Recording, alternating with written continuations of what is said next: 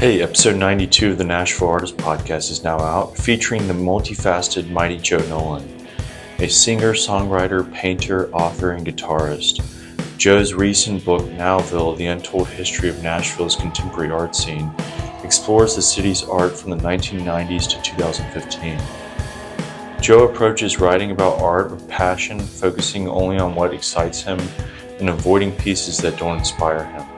He believes writing about art he dislikes is a waste of time. His creative process is eclectic, switching between music and painting as a way to refresh his perspective and avoid burnout. This playful approach keeps his artistry vibrant. Joe draws inspiration from greats like Jean Cocteau, Bob Dylan, Neil Young, and Tom Petty. Enjoy the podcast episode.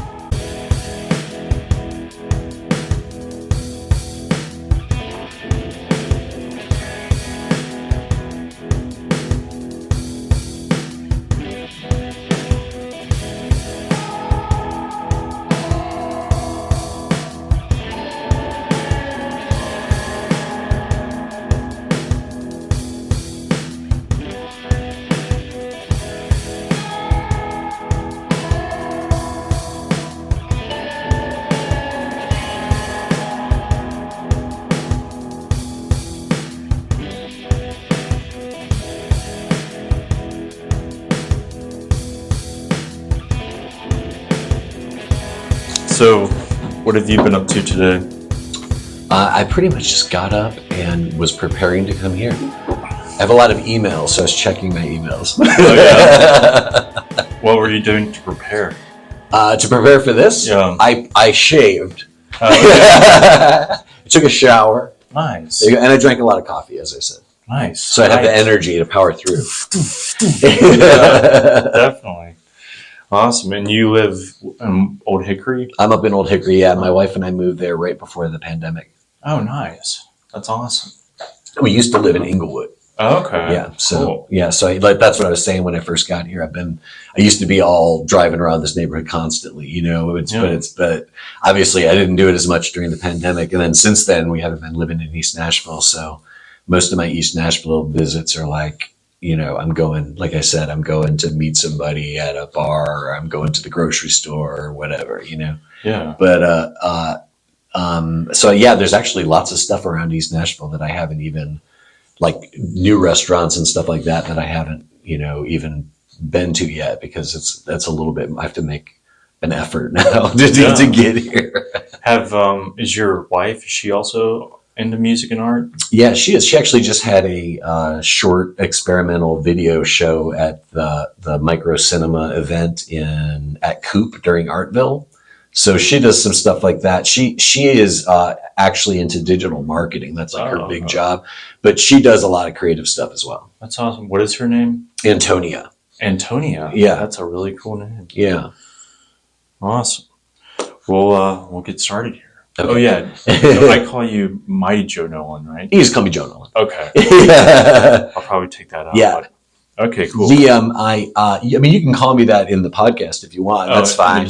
I don't care. You can use it however you want, but like as you and I are talking, you just call me Joe. And the other thing too is like I don't know if I'm doing it right or not or whatever, but so far like I only really call myself that because I couldn't use Joe Nolan on Twitter because a weatherman in New Jersey had it.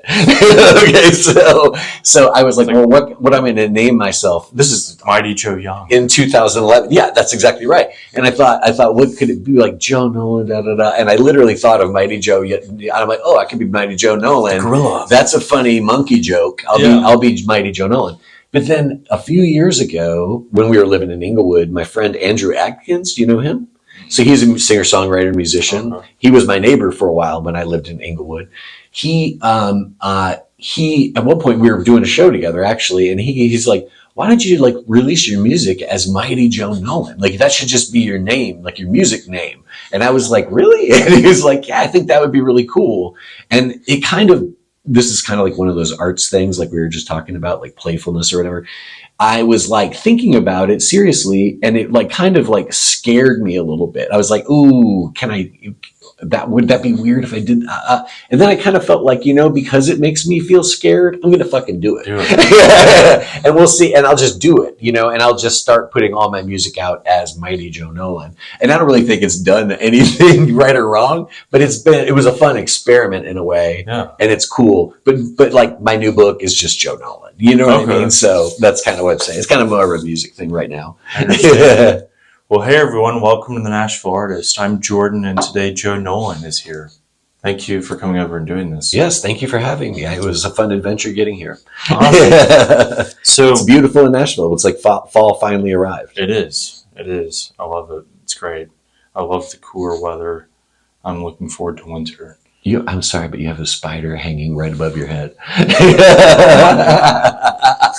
Here he comes. Oh my God. Thank you. Wow. He's just a little jumping spider. I don't think he's dangerous. Yeah, there you go. Jump on me. I leave that all in.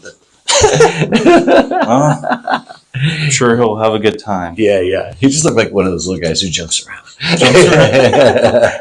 Wow. So where are you from? I'm from Detroit originally. Okay. Yeah, I was born in Detroit, and then we moved about an hour west of there when I was in middle school. And then I moved about another hour west to go to Michigan State. That's where I went to college. Okay. And then after college, I moved to Nashville, and I've been here ever since. Nice. Do you have any siblings? I've got an older sister and a younger brother. Okay. Are they also into art and music? Not so much. I mean, they're like, my sister loves movies and stuff like that. My brother loves music, but they're not really, into the creative life. Okay. They decided to be normal, successful people. What about your parents? Were they into art and music? Not kind of. They were into us being into it. Like, they were very supportive of any creative stuff I did my whole life, always. I'm very grateful for that because I know lots of people who have a different story about that. And as far as music goes and stuff, my mother would listen to oldies radio in the car all the time. So we would always be, when we were little kids, of course, you just, wherever your mom's going, you got to go with her, right? So I remember like going to the grocery store and just listening to stuff. And then at that time, oldies radio was like Elvis Presley, right? 60s girl groups, lots of Motown. I lived in Detroit, right? Beatles, right? So it was like that kind of stuff, which was great because all that stuff's awesome, right? So we had to listen to a lot of good music in that way.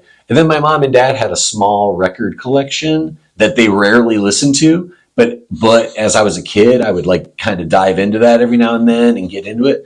And it's kind of weird because there's like a few records in that I look back and it's like, wow, that kind of was like, those are huge records, and those are like really kind of like things that I would consider to be sort of building blocks of my own sort of musical life or whatever. And one of them was Ray Charles' What I Say, which is like a classic, soul album of, and one of the great Ray Charles records, of which there are many. An album called Peter, Paul and Mary Live, which is the folk revival trio. And when you listen to that album, it's some of their biggest songs, but then it's also like songs by Bob Dylan, songs by Woody Guthrie, songs by Pete Seeger, and all these people. So it was like this whole education about like folk music. Probably the first Dylan I ever heard was Peter, Paul and Mary Live. They do Blowin' in the Wind, and they might even do The Times They Are A-Changin'. And then the other record was, what is his name? Gunslinger Ballads by Marty Robbins, right? Which has, it's got Marty Robbins on the cover, and he's got like a black, he's all dressed in black with a gun. But if I'm not mistaken, the whole background is like pink. So it's like black and pink. It's really, really a wild looking record cover, but it's cool. And it's or it might be Gunfighter Ballads. It should be Gunslinger. That sounds better. But yeah, I think it's got, what did you mention? Old Iron? Or Big Iron. Big Iron. Yeah. And I think it also has, like old, El Paso, I think is on it, and Streets of Laredo definitely is on it for sure. Where the guy gets killed, the gunfighter gets killed, right? Down in the streets of Laredo, I spied a young cowboy. That guy's got such a great voice. Dude, yeah. Of course I can't do it justice. That's awesome. Yeah, Marty Robbins is great. So what were you into as a little kid? Well, what was I into I've always written, like my whole life I've written. And I don't remember a time of not writing. And so when I was a little kid, I was into comic books and I was into like fantasy books and stuff. And so I would also like make my own books with my own like little, I write little books, like I write on a page of paper and draw it all in and everything and flip it over and do the back side or however we would do it. I don't remember. Maybe you couldn't do the back if you used markers because they bleed through. But, make my own little books and staple them together, almost like a little zine, but that wasn't a thing when I was 6. I was just making books. So I would do stuff like that. And I was really into, like I said, I was into reading a lot. Actually, I was into, all that, like fantasy books and stuff. I want to say I read all like the Chronicles of Narnia in like 3rd or 4th grade or something like that. We had a whole set of those at my elementary school classroom. So I just like started reading those at like reading time. Those were great. That was a huge thing. I remember that was like one of the first times where I like read a substantial amount of material without little pictures and stuff in it, which wasn't, if you're in 3rd grade, you kind of were recently reading lots of stuff with lots of pictures. So at some point you're like, I'm going to read a real book. But that was like, again, I was very encouraged by my parents for that stuff. And I like playing sports and stuff. I always was involved in sports and things growing up and got into music in like 5th grade, playing saxophone in the school band. Wow. So stuff like that. Wow. So what first got you into like music, art, and writing? I just always, one thing that was a weird discovery for me was I used to get this, I just sometimes get in these moods when I was a kid where I'd just be like I just have this sense of like frustration and I could never really figure out why I felt that way.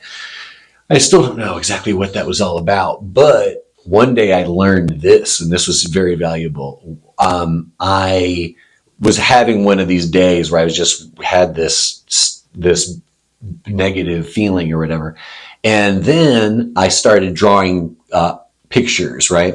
And about 10 minutes later, I sort of like came out of it, and because I'd gotten so lost in this drawing, and I sort of came to, and I was like, I don't feel bad anymore. Like I suddenly realized, wait a second, I feel like way better than I did before just because I sat down and drew this picture. You know what I mean? And I kind of made that connection of like, hey, when you feel like this, do this and you'll feel better. You know what I mean? And after that, I was like, oh, thank God I figured this thing out, because it didn't feel good to feel this. I don't know if it was anxiety or what it was and why I would feel that way.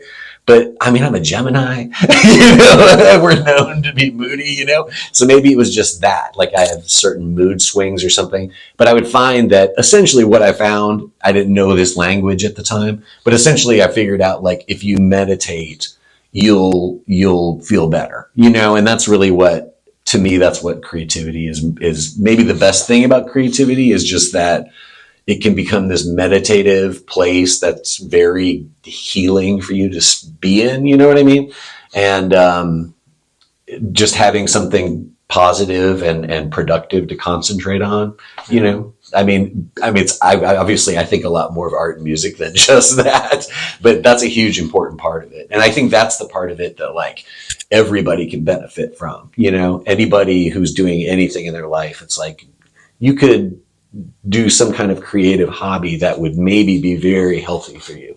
Yeah. Because I think that's a universal effect. Nice. And you said Chronicles of Narnia. What were some other books that like when I was a kid? That came out of the fact that my father, and this is really probably my reading habits to this day, were sort of influenced by my dad, because my dad read all the time. He read all the time. And he was, keen about like sharing, like, oh, you guys need to know about this book, The Hobbit. And when I was a little kid, like The Hobbit was a cartoon on television and stuff. So that was all stuff that my dad was like, oh, whoa, like I can share this with the kids, because he loved that stuff, right? And, that The Hobbit and those books really kind of like became popular in like the 60s, really, So that was, 10 years before I was around, And so, for him, it was like, it's like your kid wants to catch a ball. Awesome. Because I've been waiting for this moment because I'm a baseball fanatic and I'm going to play catch with my kid. You know what I mean? So it's kind of like that for him of like, oh, I can share all this stuff I love about these books with these kids. So I read all that stuff, all that Tolkien stuff. And then it's just very easy to then jump over to Narnia. So I love that stuff when I was a kid. And like King Arthur. I mean, I love all that. If it had swords and dragons and stuff, I'm on board. You know what I mean? Right. I was into all that stuff, like many, many kids are. It wasn't, that was just how it was. I used to love, is it Sleeping Beauty? That was like my favorite Disney cartoon, just because, thank God, there's finally like a knight fighting a dragon in it. Right? It's not just a bunch of like singing dwarves or something. So that was great. I was so happy to have like this sort of like robust adventure in the middle of this princess thing. Right. But yeah, so yeah, I really liked that stuff when I was a kid. That's pretty much, I guess that's about all that I liked when I was a kid. Like in terms of like books I read and stuff, that was mostly it. My dad was really into sci-fi, and I still haven't really gotten totally into sci-fi very much at all. I'm more into like sci-fi movies than I am to sci-fi books or whatever. But I do like some of them. But yeah, so it's just, when you're growing up, obviously your parents are your first big influence. And my sisters and my brother and sister, we were all really close in age. So it wasn't like I had that older sibling who was like, you got to check out this record. We didn't really, I had cousins that would sort of influence me that way. We'd go to like my cousin's house and they had 3 boys who were all older than me and my brother. And when you're that age, it's like if the oldest one was 5 years older than me, that's like a million years, And so they all lived in this house. They had like an attic in the house that was all finished, and all 3 of the boys were up there, right? So it was a nightmare, really. It was probably terrible. But when I was like 7, it was awesome, because we'd go up there and it would just be heavy metal records and like Charlie's Angels posters and all this stuff. And I would like see like their music and their records and stuff. And I'd be like, AC/DC, what's this all about? Van Halen. So all that kind of stuff, I sort of, I like the music of my time when I was growing up or whatever. And then, and then just sort of went backwards and got into more older stuff. You start listening to the people that those people said they liked, that kind of thing. Right. Cool. So how did you start out doing art and music? You said you played saxophone in school. I played saxophone in school for a while. And then it kind of came down to, if I wanted to continue doing band, I had to not play football, but I wanted to play football. And I was also kind of a bad, it wasn't a bad move, but it was a little bit of an ignorant move for me, because I was just at the point where if I had wanted to turn my saxophone into like serious jazz, like I could have gone that way in band at that time.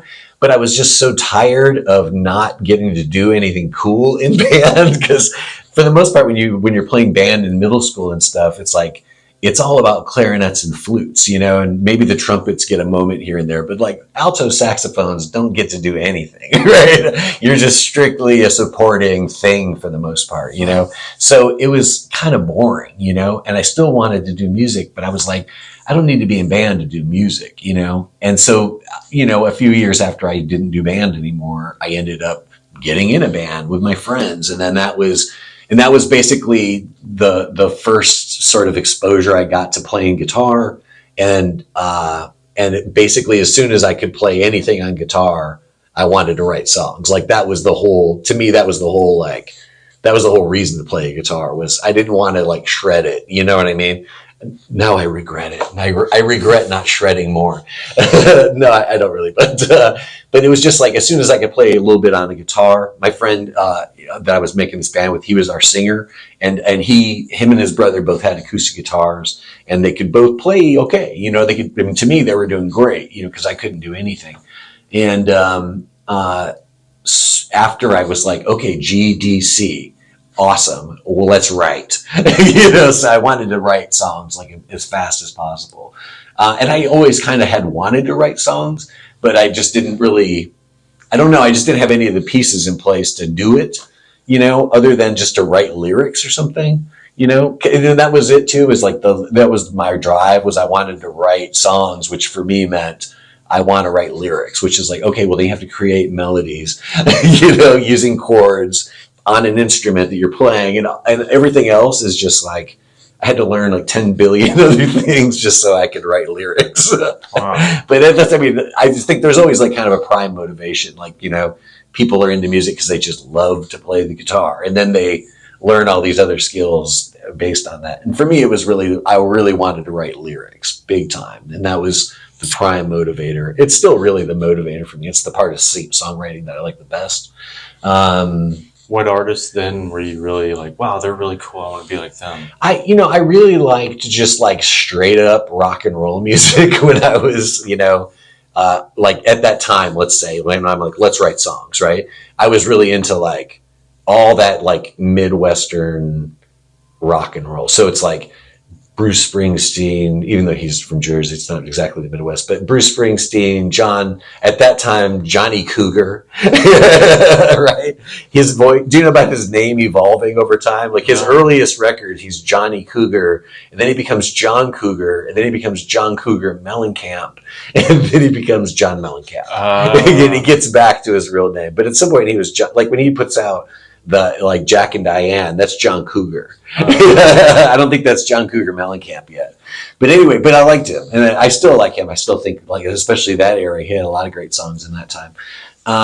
Tom Petty, you know, Bob Seger, you know, was huge. I was in southeastern Michigan, so it's like, yeah, you're listening to Bob Seger, like you hear him constantly, you know, as you should.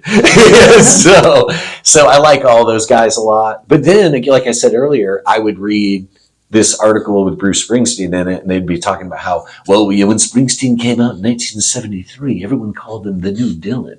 And I'd be like, why are they calling him the new Dylan? Like, what's that about, you know? And then, like, Tom Petty would be something about, I called up Bob Dylan, blah, blah, blah, blah, blah. And I'm like, why are all these dudes like Bob Dylan so much, right? And I was like, I guess I got to listen to more to Bob Dylan, because I knew Blowing in the Wind. I knew a little bit about him, but I didn't really know anything. And then I was like deep diving into him. And then you're deep diving into all this other stuff. Luckily, I had friends in high school who were really into like more into metal, and also into like Zeppelin and stuff, which was kind of metal, but before Motley Crue. So it's like they were really into like them. They were into the Doors, right? And I loved all those bands. But all those bands are like remaking blues music. And so then they were like, hey, I made this tape of Willie Dixon songs for you and all this stuff. And we started like getting all this like old blues stuff. And then we'd listen to that. So it's like, oh, how did this song, how was this originally done? You know, how did, you know, what's the, Backdoor Man, like what's that? And it's like, that's that bass player in Chicago who wrote that, you know what I mean? And it's like, what's his version sound like, you know? So we would just kind of keep going backwards and finding like, where did they get it from? And then you say, okay, now that I'm like here back at the well, you know, how do I want it to sound? You know what I'm saying? Yeah. I think that's, and you know, of course you're not doing it that consciously, but you're sort of finding your way back, and then hopefully you're somehow emerging with something new to say about it all, you know? Yeah. Cool. So why would you say you're drawn to music, art, and writing? I don't know. That's a really good question. I don't know. For some reason, I just want to do it. I think, let me put it this way. I think a lot, or I have thought a lot about the idea of like, what is an artist, or like, who is an artist, or like that question that, especially I think when you're a younger artist, you're asking yourself like, am I really an artist, Jordan? Do I deserve to be called an artist? And, you know, like literally legit, like people will feel embarrassed to say I am an artist, right? And it's like, you know, there's lots of other jobs where people are never embarrassed to tell you what they're doing. Why are you so embarrassed about it? But I feel like part of it is that it takes time to learn. And I think it takes time to learn because over time, it sort of tells the tale of like, why is this person doing this? And I think the reason why I had so many more friends with, you know, who didn't leave the house without their guitar when I was 25 than I do now, it's because at the end of the day, a lot of them they were doing it for other reasons. There was some other reason why they were doing what they were doing. And maybe a good reason, maybe a bad reason. I don't know. But a different reason than why I'm still doing that. And the reason, I think the difference is that me and people like me are just compelled. There's like a compulsion where like my sort of need to keep creating and being involved with my imagination, and somehow it has something to do with like needing to see something where there's nothing. You know what I mean? Like I have an idea and I can make it into a real thing. And that for some reason, that's a huge part of like my motivation. I don't know why I feel like that, but I do feel like that. And I feel like that's strong enough that I've sort of organized my life around that, and it's like the other people who don't do that are some other kind of people, but the people who find that they take that compulsion to be creative and they sort of build their life around it. And 30 years later, they're still painting their paintings and writing their poems. Those people are artists. That's really the difference. And I think that's a part of why it can be so confusing when you're young. It's because it's hard to tell when you're young. It's easier to tell. And give it some time and you'll be able to tell who's really hopeless right. Will never be saved from the creative path. You know what I mean? Yeah, the patterns. Yeah. It becomes very clear later down the road, like who's still marching.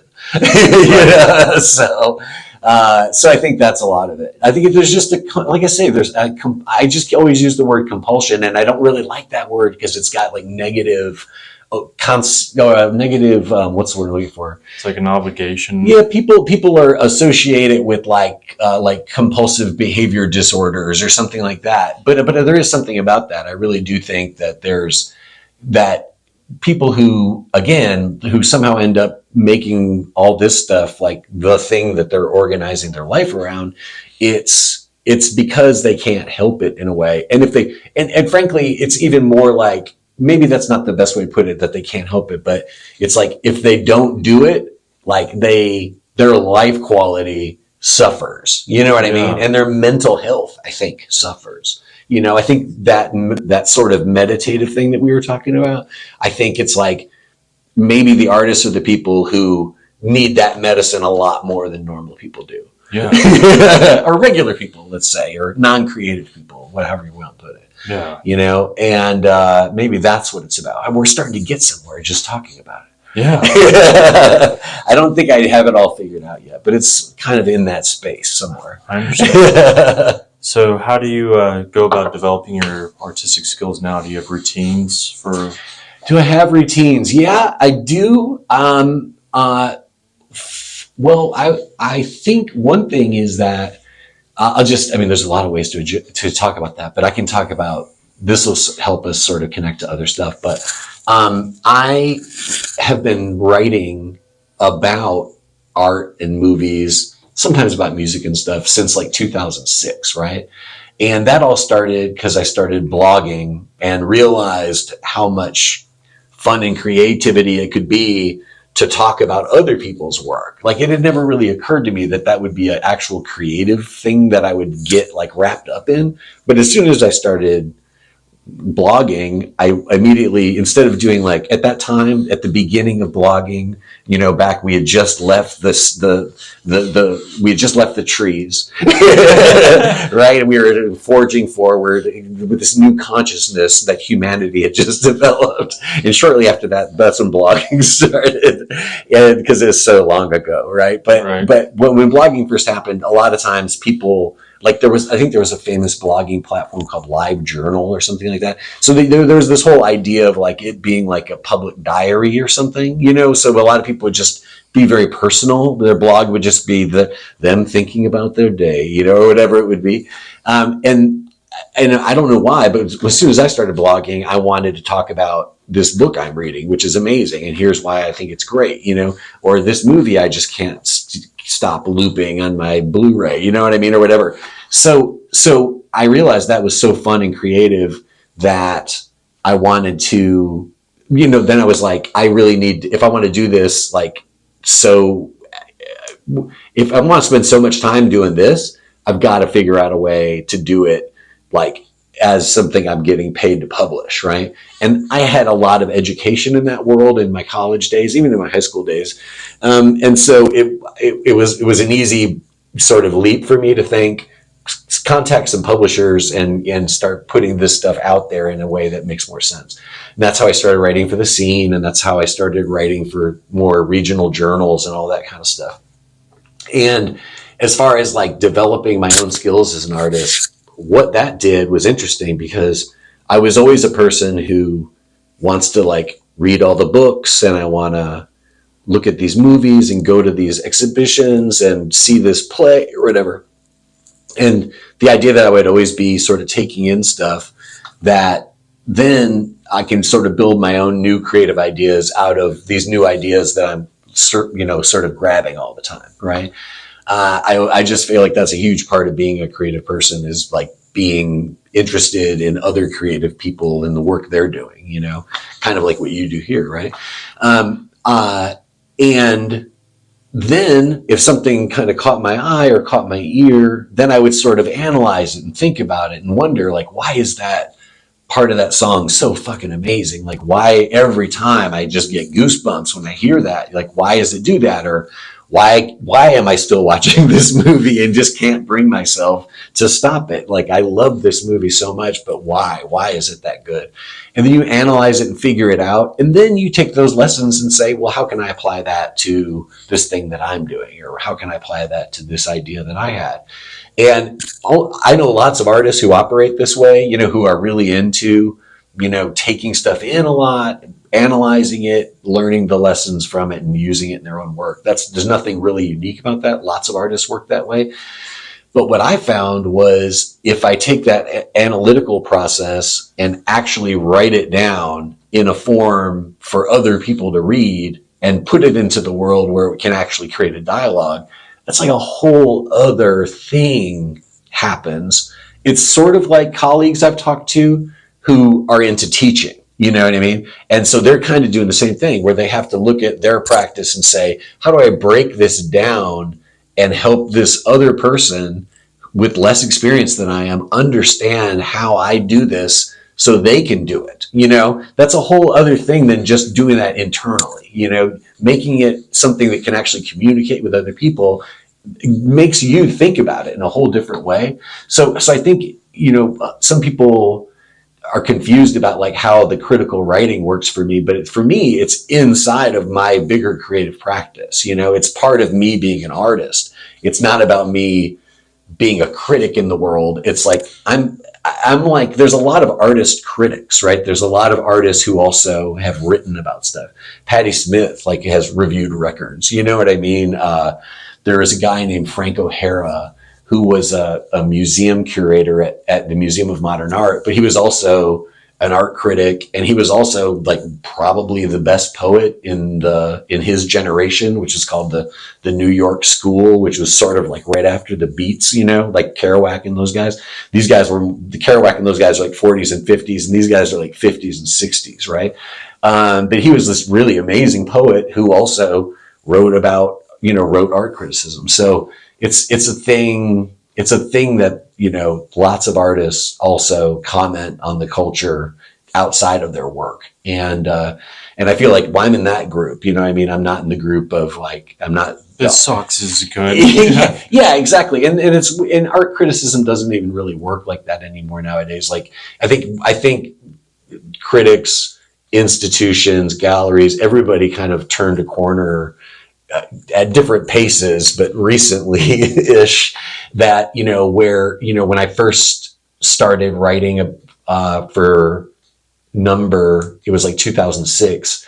And I think at that point, it was already kind of past this. But before, say back in the 90s, Number, which was an art journal published out of Memphis, it's now published out of Nashville. They were connected with the university. They were sort of a project that came out of the University of Memphis. And so therefore the writing was very academic and very formal, and kind of the kind of thing of where if you weren't somebody who was sort of versed in art theories and stuff like this, you'd be confused by some of this stuff. You wouldn't really understand the the terminology and things like that. But that's what art writing was. And at some point we kind of started turning that over and saying like, let's not do this anymore. There's a phrase called international art English that sort of is used to describe that type of writing. You can just call it academic writing because I think that pretty much covers it. But criticism's kind of gotten away from that, and they've tried to become a more inviting sort of space, that because wouldn't it be better if more people could actually engage with art, and instead of either being like on the inside club or the outside club, Right. Exclusivity is like value, so the market sort of drove this idea of like, if it's this special secret thing that only the best people with the smartest, stuff and the right degrees understand it, then it's worth a lot more, But I think people have kind of realized that's called a lot of horse shit, Yeah. So, and it's actually kind of better if everybody can sort of be involved and understand what this is about, Yeah. And that takes a different kind of writing. I think for me, one of the things that has been really valuable is writing for the scene, because the scene's not an arts journal. You know what I mean? The scene is essentially a music publication, in a place that's dominated by a popular music form, And so it's like the readership of every time I think about who's reading this article, this art review that I'm writing for the scene, I always just think it's like a music fan. It's like a 30-year-old music person, and it's like, okay, how can I get that guy to drop everything and go to a gallery on Saturday night? How can I write about this in a way that would be accessible, but also accurate, and doesn't devalue what the artist is doing, but helps explain it in a way that's generally understandable. Yeah. So it's kind of a fun exercise. Way to entice them. Yeah, I really do feel like that's part of my job. It's like, I want people to get excited about it. I don't write about a whole lot of art that I don't like. And this is partly because I don't have that many opportunities to write about anything in art. Like, there's only a handful of publications I write for.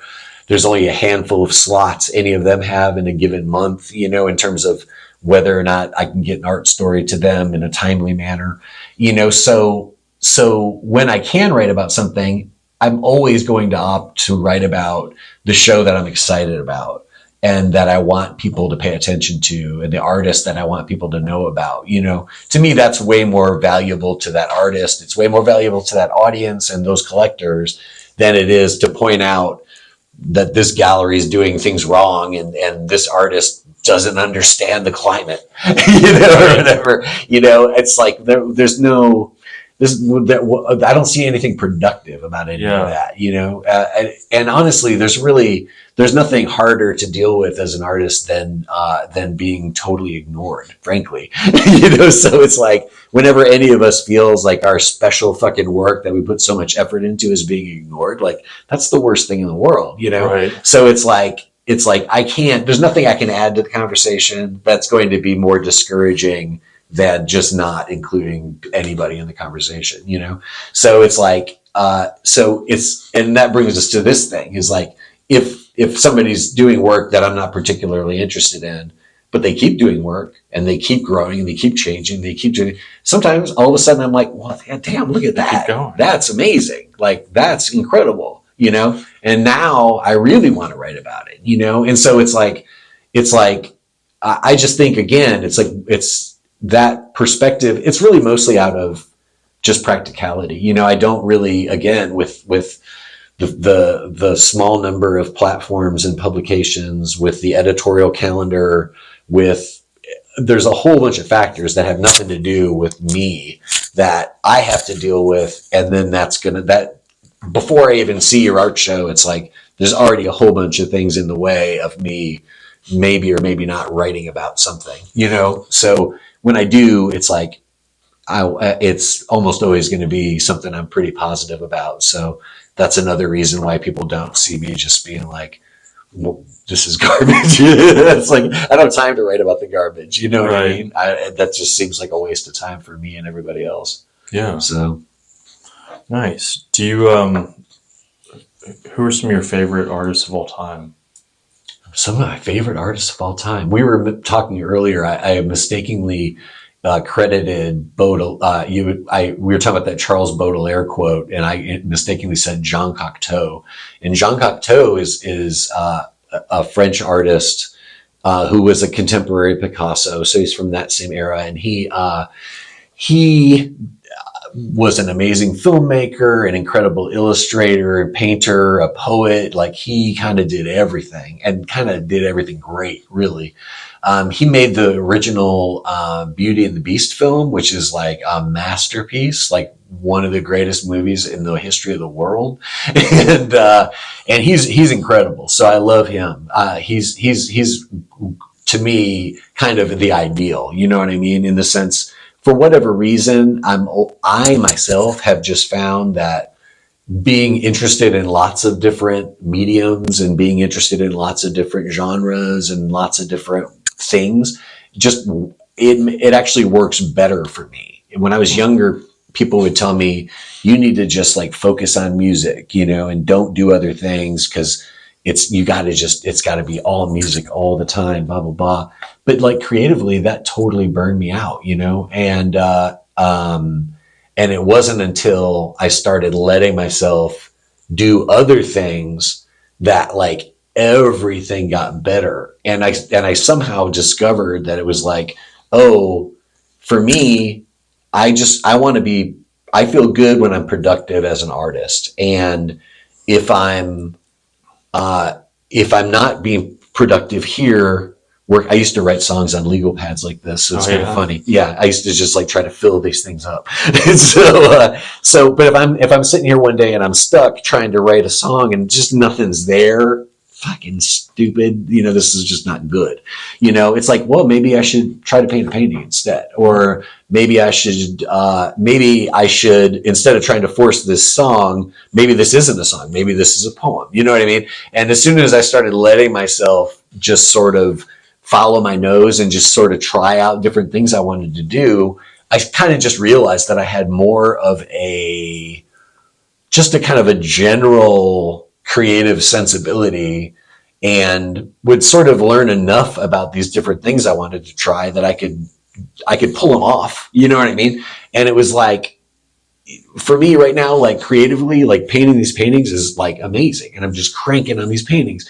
But then all of a sudden, if that sort of loses steam, then it's like, now go back to music. And music seems like a brand new garden of possibilities because I haven't been sitting here for weeks on end hammering this thing, trying to come up with something. You know what I mean? Yeah. Now I've got lots of ideas because my head's full of paintings. You know what I mean? So what did I learn from all those paintings? Is this what that red color? Is that like an E minor? What is that? You know what I mean? And all of a sudden now this thing feeds that thing.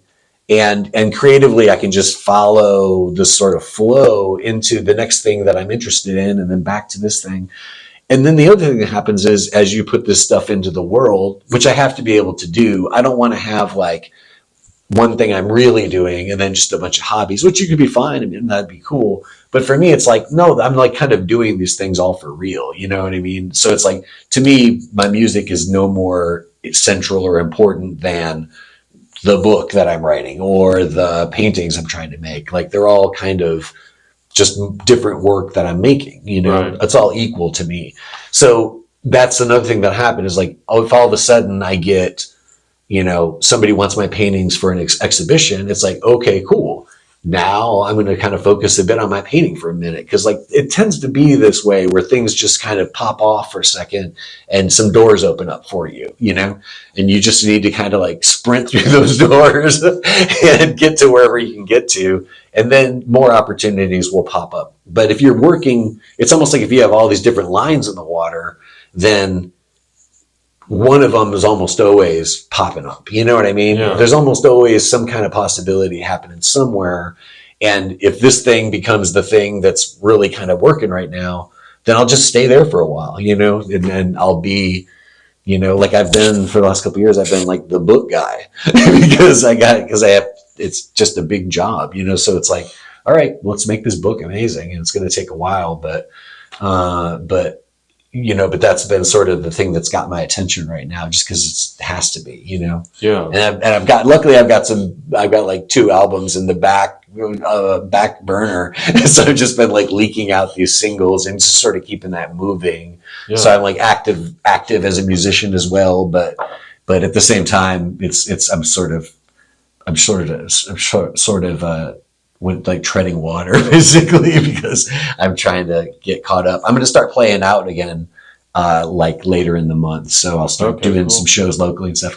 Yeah. Cause the pandemic obviously stopped me from doing that. And then I got involved with this book and everything. So it's like, it's been a minute since I've gotten back into doing that, but I would like to do, and I don't know, maybe some, but it's going to be fun to get out and play more a little bit. Right.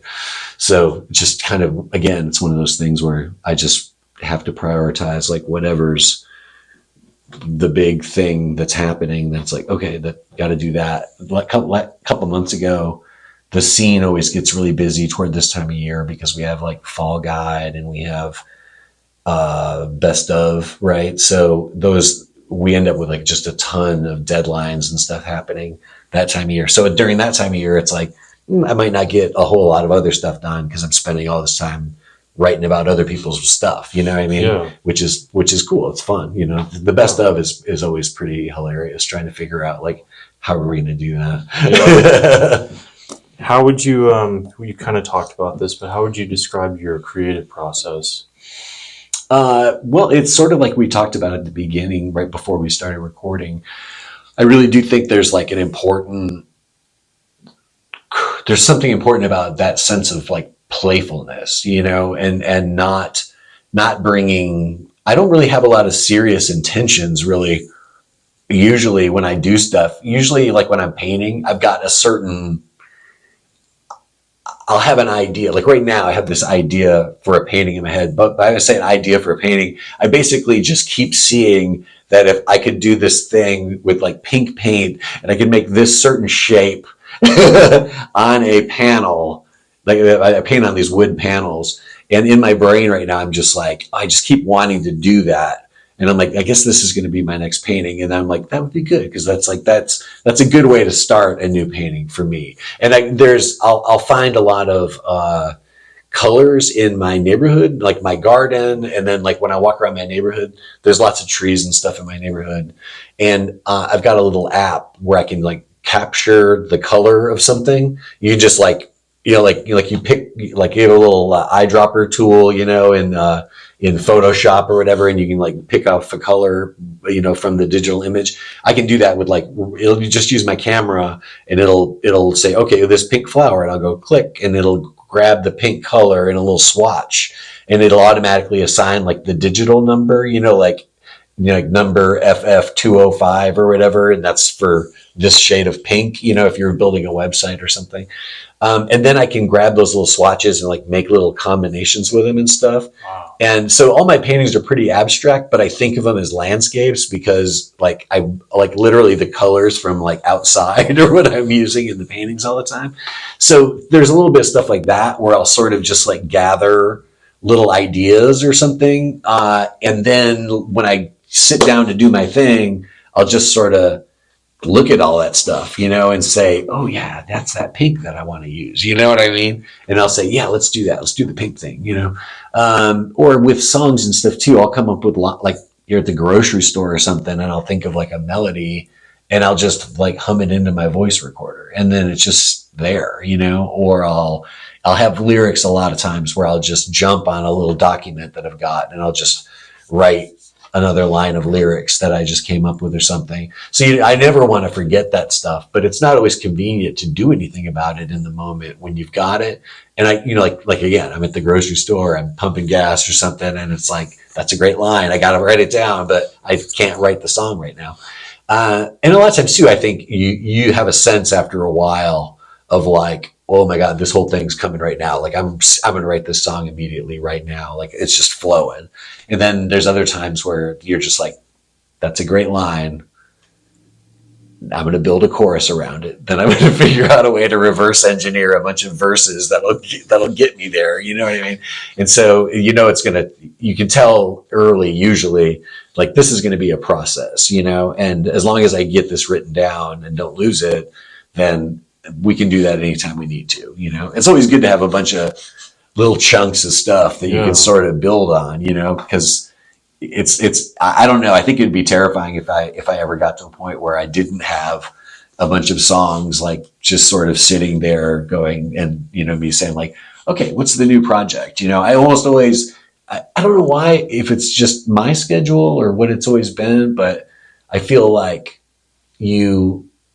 I always end up behind. Like, I always have more material than I have, like, recorded, finished stuff to share, Yeah. And so I'm always kind of going back and thinking, okay, now I can do those songs. We'll record those and put those out. And we're good. Yeah. And it's kind of a good problem, because I never am in a situation where it's like, you have to write new songs now.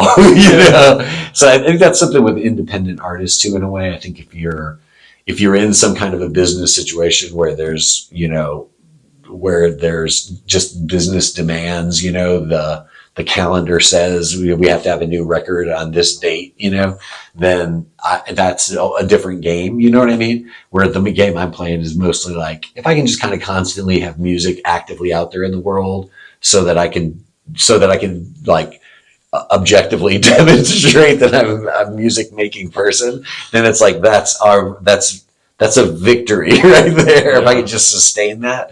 And then from there, what can we build? But that's like the baseline for me, is I always have to keep that going. But for the most part, it's sustainable. I feel like it's a sustainable garden. There's always something on the vine. Yeah. Yeah. Something to pick up from. Yeah. How did your song "The Wicked" come about? I wrote that down on a napkin at a bar, and that's such a cliche, but it happens all the time. But I did. I was actually at this bar on 12th South called Mafiosa's. I don't think it's even there. Is it still there? I think so. So I used to live over there. I used to live over on Belmont. And so we were over at Mafiosa's one night. $2 Tuesdays. Yeah, we might have been there for that. I remember that now. And was it just for the beers, or what was $2? I think it was just for the beers. Just beers, but they did have pizza. Yeah, so that maybe it was $2 a slice. Yeah, something. I think it was. I think it was like $2 for the regular whatever, some cheap beer they would give you. Yeah, and it wasn't. They weren't giving you like Yazoo or anything like that. It was like Miller, probably PBR or something. But that was $2 Tuesdays. I forgot about that. Yeah, and the pizza was okay. It wasn't terrible. And it was, for that area, it was good, because it was one of the only places where I could like just pop in there and grab a slice, which I love to do. But yeah, I was there. I can remember there was a bar inside, and I was at that inside bar, and I have no idea why I was thinking this. I think a lot of it is just that there's so much rhyming going on in that chorus. And if I remember correctly, I wrote the whole chorus down. And I didn't just write, like, I have a song idea, The Wicked, right? For some reason, I ended up writing the whole chorus. And then, like I said, after that, I kind of went back and tried to figure out a way to write verses that would work with the chorus and stuff like that. But I think a lot of it was sort of driven by the rhyme, It was really interesting when I was younger and first starting to write songs, like when I was in high school and stuff. One of the things that intimidated me about it was I thought it's going to be really hard to like structure songs the way they need to be structured to be songs, with rhymes and things like this. And at the same time, like, say what you're trying to say. Like, that's going to be the hard part, is how do I say what I'm trying to say? But I'm going to have all these limits on the ways that I can say it, because I'm trying to write a song, and there's, couplets with rhymes and things like this. But I didn't find that. I found very early on, when it came to songwriting, that like the rhyming and stuff just sort of told me what to write. It was like, I feel like I have a knack for songwriting in a way that I didn't have a knack for other things. Poetry was like incredibly hard for me. Maybe it's still really hard for me. I think I've gotten better at knowing how to write stuff that sounds like a poem to me, but it definitely was difficult where the sort of strictures of writing a song. There's a lot of limitations when it comes to writing lyrics.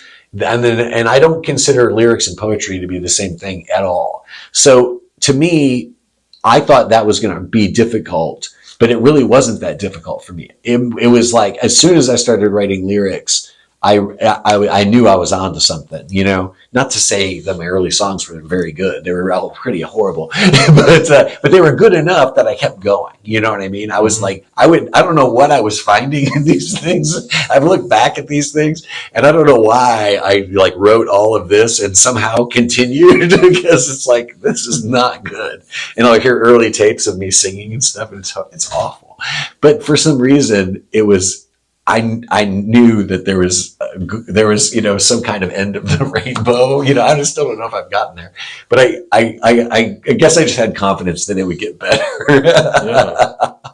But I've always found like that part of the rhyming and stuff was sort of, it helped me in a way. It made it almost, like I said, it almost told me what to write because I would just pick up these rhymes really fast.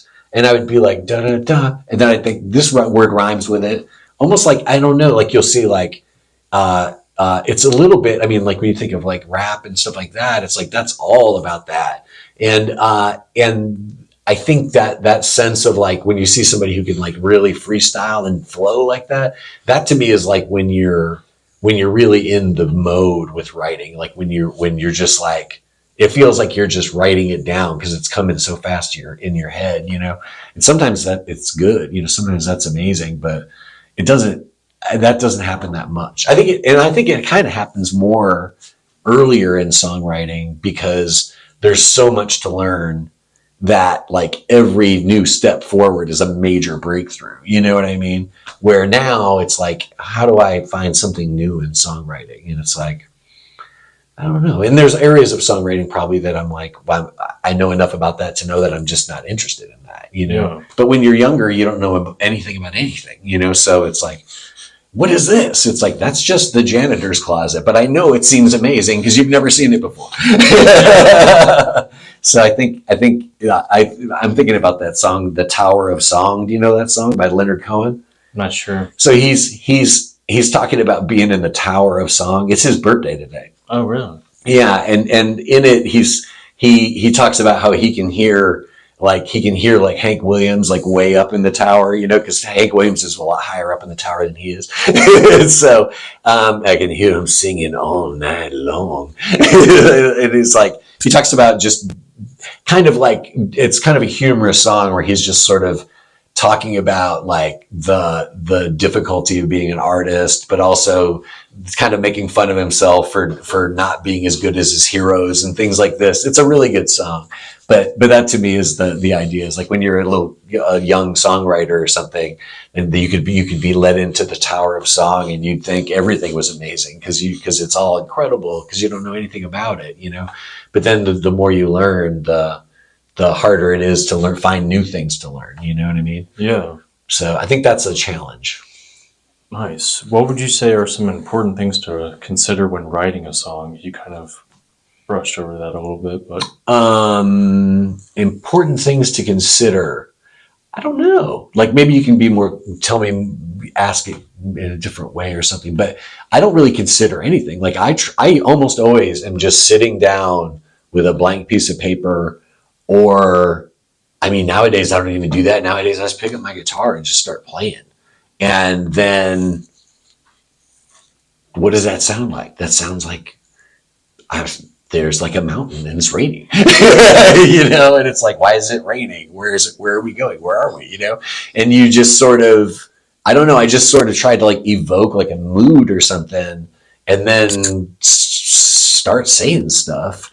And sometimes it starts being cool and it turns into something, you know. Then I've got to go run and grab something to write on, or, open up a document or whatever, however I do it. I'm not really very particular about that part of it either. I think when I was younger, I was very, and when I say when I was younger, it's like right after those monkeys left the trees and before they invented a thing called the internet, that's like where I was writing songs when I was, a teenager. So it was like I didn't have any electronic documents to fill out, it was all like, you got to go get a pen. And I found a bunch of these one day in my dad's office. And I was just like, I'm going to take all those and I'm going to fill them up. It was kind of the same feeling of like, I'm going to read all these Narnia books. Like when I was like 9, then now I was like 15 and I'm like, I'm going to take all of those giant legal pads and I'm going to fill them with music.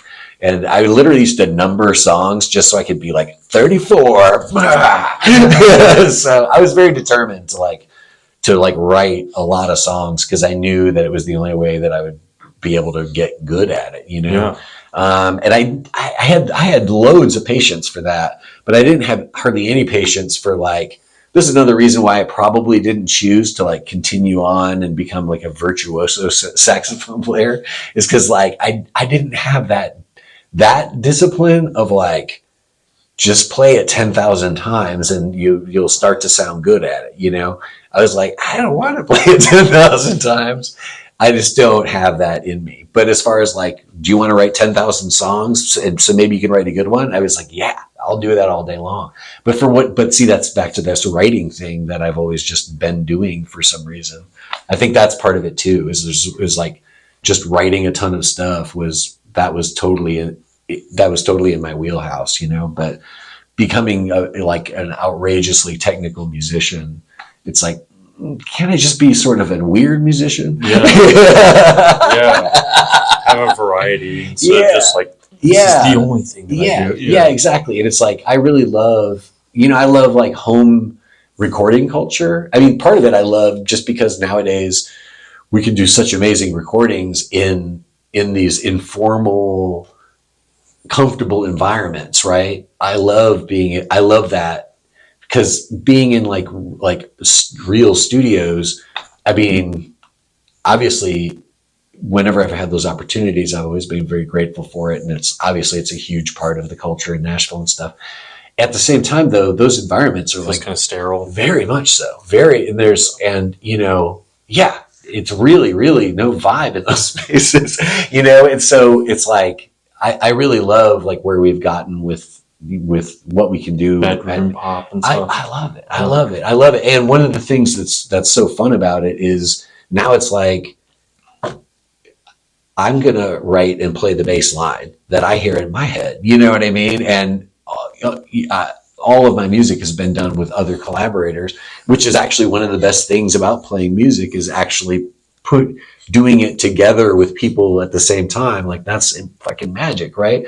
At the same time, there's another kind of magic, which is listen to my weird bass line I just wrote, So that part of it, there's a whole other creativity happening there now for me because I'm doing so much of this on my own, in my own space. You know what I mean? So it's interesting to me to consider those things because normally I'm just sounds great, Tony.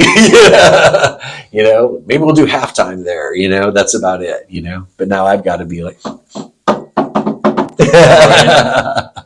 or whatever, shake the tambourine. So what would you say inspires your creativity? Other people's stuff. I mean, I really feel there's nothing more inspiring than nothing makes me want to play music more than hearing cool new music, or new to me anyway, Nothing makes me want to write a great song more than hearing a great song, So I think that's the easy answer.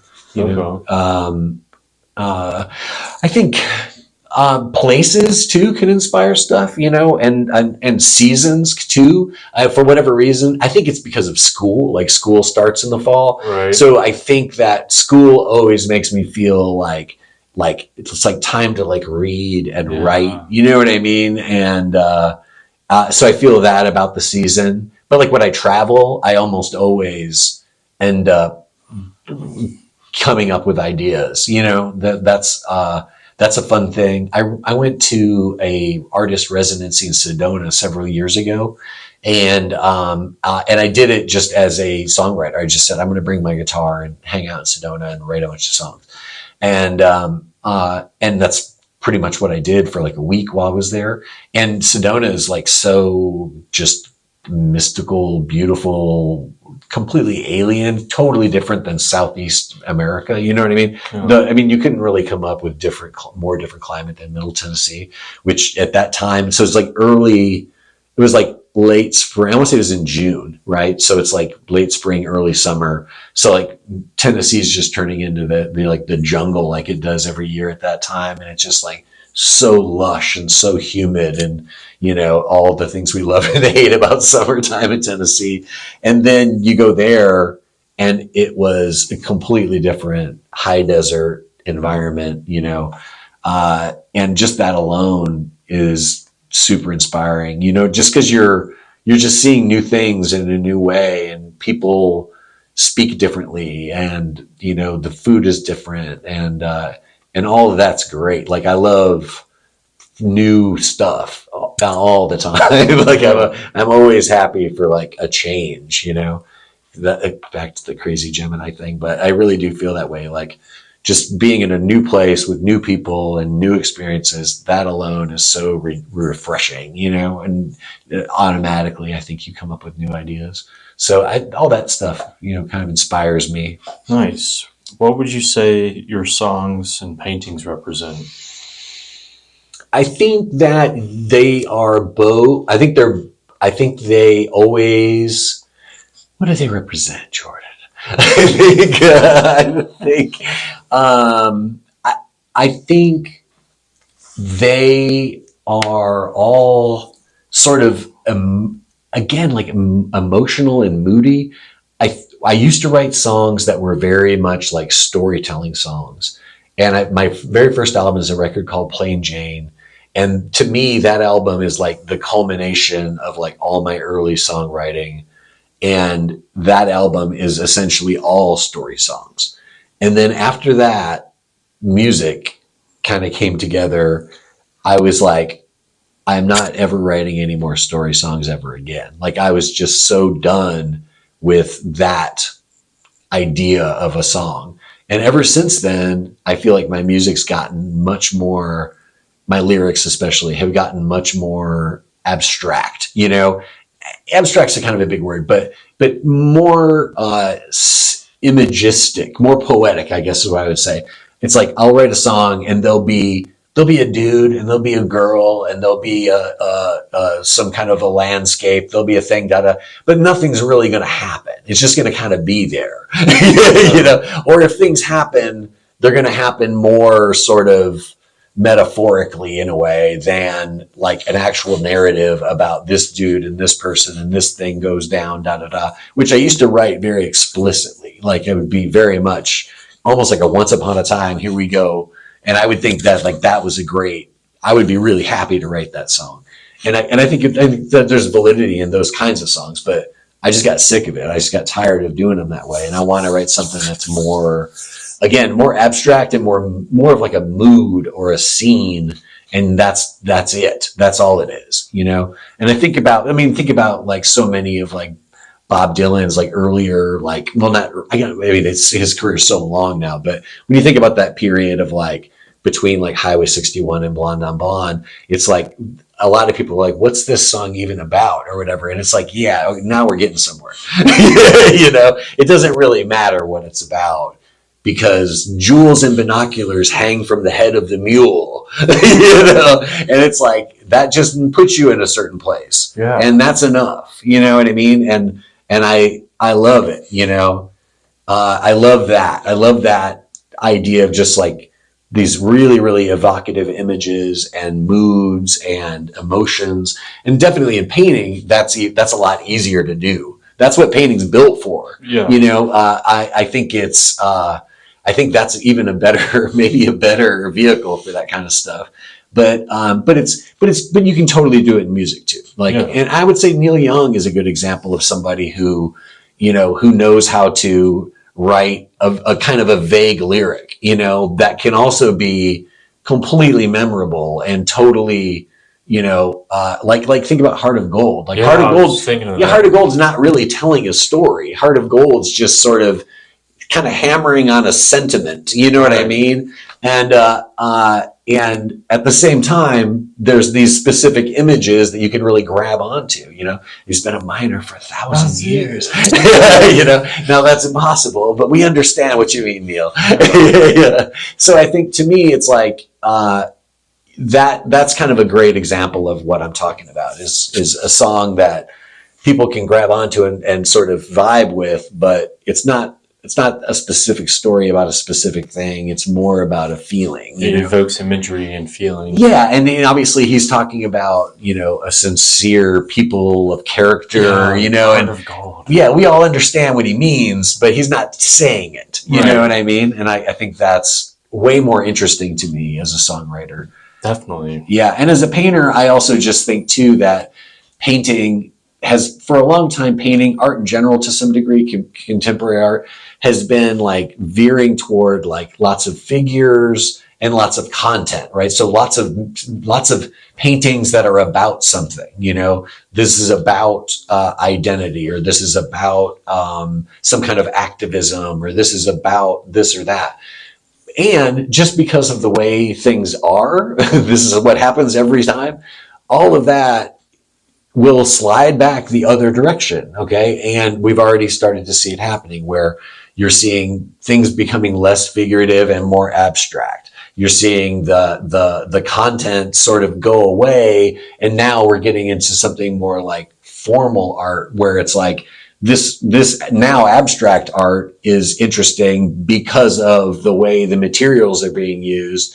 It's not about anything necessarily, or if it is, that part of it is diminished compared to, the thing itself, so a painting is going to become a thing again instead of being a thing about something. You know what I'm saying? Yeah. And so, and then people will get sick of that and they'll start being activists again, Right. So it just goes like that. You know what I mean? Nobody's in charge of that. That's a weird human thing.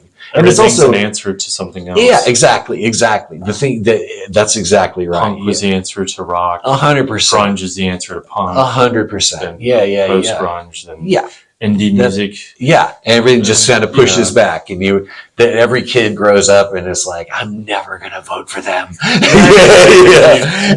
it goes the other way. Yeah. So it's exactly that. It's also driven by markets, I think, is like the thing that people, the thing that you can sell suddenly becomes the thing that only you have, right? And now everybody rushes back to do that thing again. And then everybody's like, well, look at this fresh, new, amazing thing. It's like, that's actually the old thing from 50 years ago, but nobody knows that. So now they think that's the cool new thing, so that's part of it too, is it gets driven by economics as well. And I hope, I know a lot of artists who make like political work and things like that. And,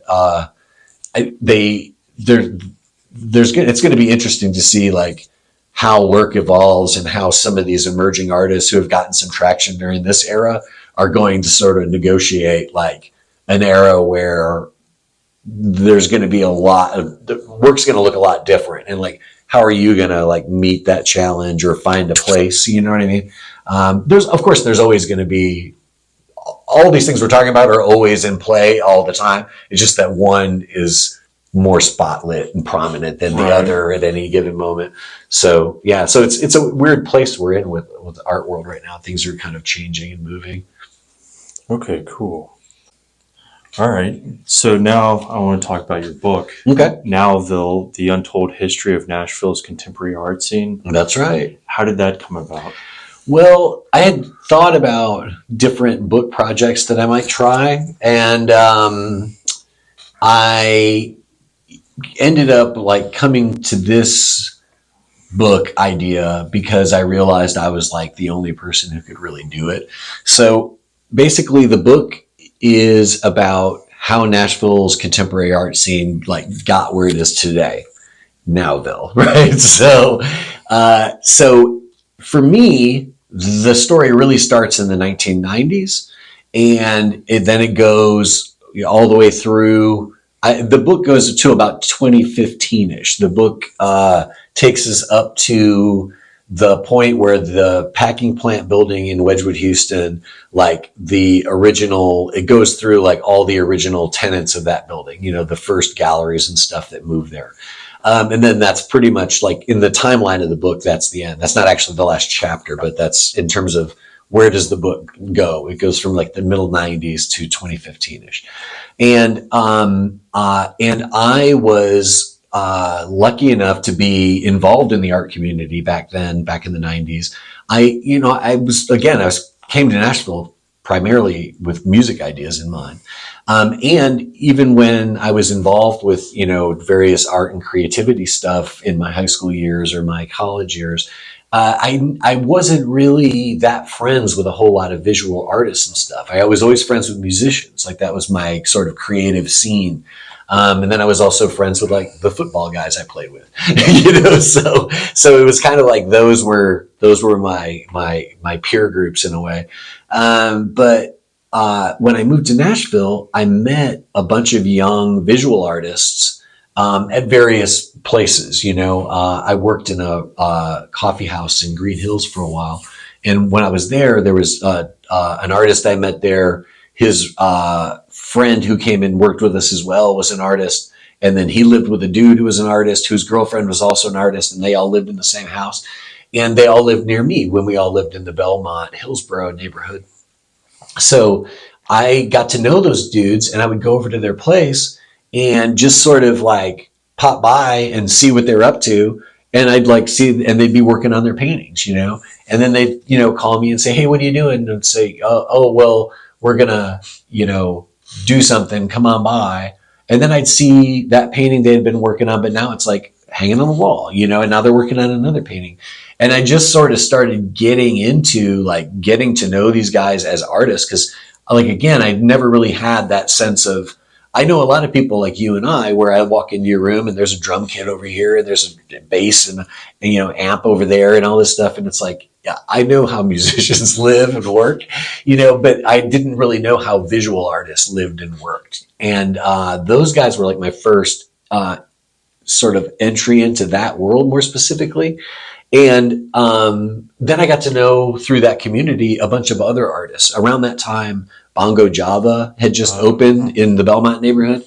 And that ended up being a whole hangout where lots of visual artists ended up hanging out at that space. So you just get to know people on the porch, and then you'd find out dude's a painter, you know what I mean? Or this person's a sculptor, or this person just got out of, college and they're trying to do something creative here in the city, visual arts wise.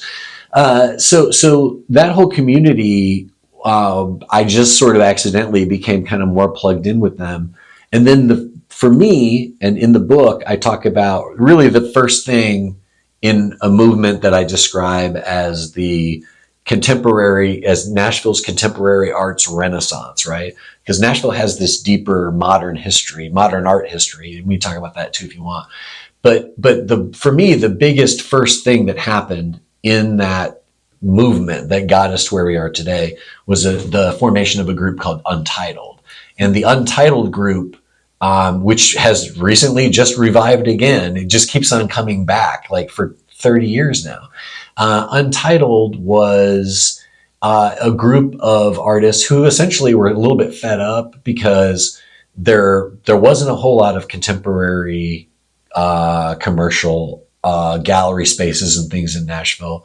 The ones that did exist, especially at that time, had very few slots or interest in artists that weren't already established, in emerging artists who didn't have MFAs. Like there were all these like barriers to entry, essentially. If you were a young, ambitious, emerging artist in Nashville who didn't necessarily have the right credentials, right? It was hard to find an opportunity. There were some people who did things, a few different gallerists, sort of took some people under their wings and sort of helped to build them. And then as years went by, a lot of these commercial galleries started to recognize the value of the local emerging artist scene, and the student art scene in Nashville and all that stuff. But back then it was very difficult. And so what this group of artists decided to do was, we'll just make our own shows. We'll hang them ourselves. We'll fund them ourselves. We'll do it all ourselves. There'll be no curating. It's a lot of the model ended up being just sort of antagonistic toward all of the culture that they were kind of coming up against. It's like, okay, we'll just do exactly the opposite of everything that we're being told we can't do or can do. We'll just do exactly what we want to do, exactly how we want to do it. And they burned a lot of bridges acting that way. Like lots of people were like, you're never going to be in a gallery now, that kind of thing. And they were like, what, who cares? I'm not in a gallery anyway. Like you can't take away an opportunity that you won't give me, So, but it was all, I would say a lot of the energy was always like irreverent. Like they weren't like, it wasn't really, punk is almost too aggressive. It was funnier than that. And it was smarter. You know what I mean? And these people were all like, sort of like not afraid if they were making some people upset, but we're also sort of laughing about it, and a lot of people who might have been considered like the art establishment of that time, like people in the museum professionals or established artists like Alan LeQuire, who did the Athena at the Parthenon, right? You really couldn't be a more established artist than Alan LeQuire at that time. But even Alan LeQuire would like show up and put his work in an Untitled show because he got it. He understood that like, hey, this is like, the kids are all right. You know what I mean? They're just kind of crazy, they probably should put that keg away now, but they're up to something that's actually ultimately good, And so that was really one of the magical things about Untitled is you'd be at a show and it would be like literally somebody's very first time anyone had ever seen their art outside of their house, and then they'd be hanging right next to Alan LeQuire, who, made some kind of small sculpture for the show or something. And it would just be this there was like an anarchy to it. And there was like a breakdown of like the hierarchy of like who gets to be in a space, who gets to have this sort of like, to be the special person whose work is on the wall, it's like, yeah, you can be that person too. Bring me $5 and make sure your art's here by 3:00 and you can be in the show. Everybody would like kick in some money to pay for, booze or whatever they were doing. And that was to me, that was the beginning of two things that were hugely important to the development of the contemporary art scene. Number one was it really set the template for, if you've got the balls and you've got the sweat equity to invest, you can just do whatever you want. Like nobody can stop you, Yeah. And the very first show they did was actually above this restaurant. They got permission from this restaurant owner to use this upstairs room that was just like storage or whatever. And they hung a show up there, had a big party. I think it might have turned into a fight or something. It was really the very first group of Untitled was super chaotic and sort of fell apart quickly. But the idea was good, and the remnants of that group met up with other people who had heard about what they were doing, and they eventually sort of became a relatively stable thing. So they set this amazing example for what was possible. It was a huge breakthrough. And then, even more importantly, was they just became the go-to place for anybody who was interested in doing some kind of creative visual art situation in Nashville. Everybody would just point you to Untitled. So then all of these people start meeting each other and their ideas start cross-pollinating and all this stuff.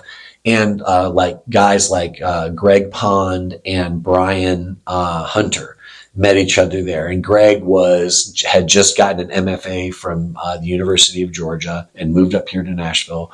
And Brian was a poet who was also exploring visual art just because he had an opportunity through Untitled. As I understand it was, he was like, well, I can put paintings in the show. I'm going to paint some stuff. He was a creative guy and he was inspired by Untitled. But those two guys met and they started The Fugitive, which was this independent gallery space in Wedgwood, Houston.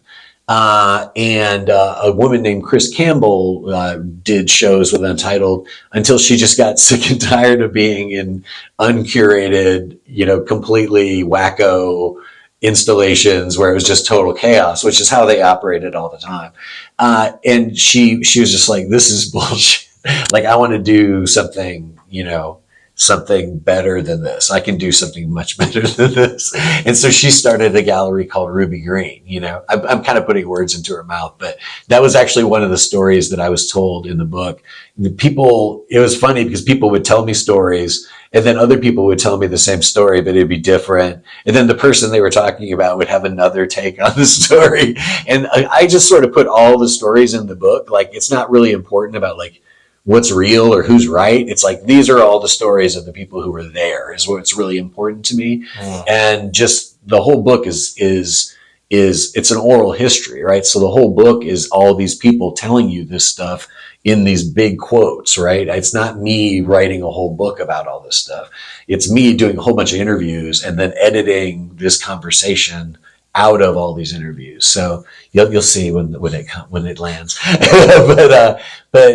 So as you're reading the book, you're getting to know all these different personalities, and there's how did they come to Nashville? How did they get to be an artist? All that stuff.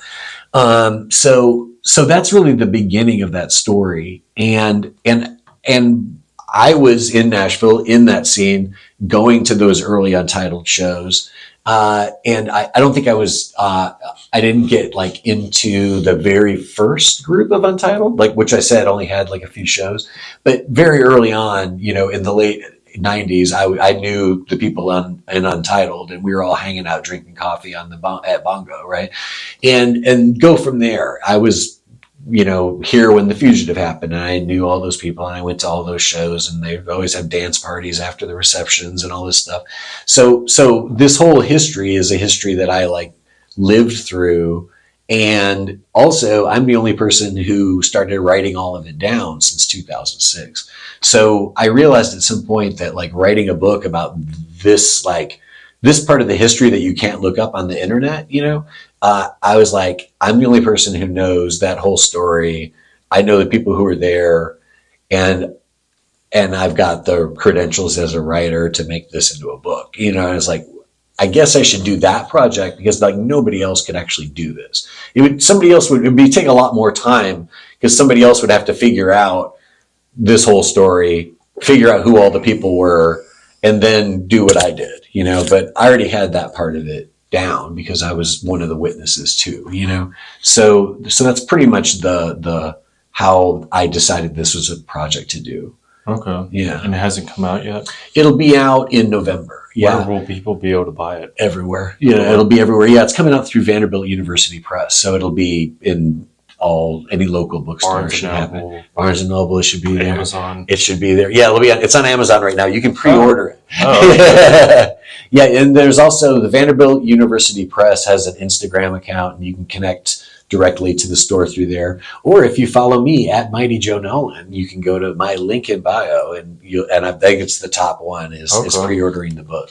But yeah, it'll be out in November. We're going to actually do a big panel at the Southern Festival of Books on Sunday, September 27th at noon. So it'll be me. You mean October 27th? I'm sorry. Yeah, what did I say? September. Oh, yeah. Oh, no, I missed it.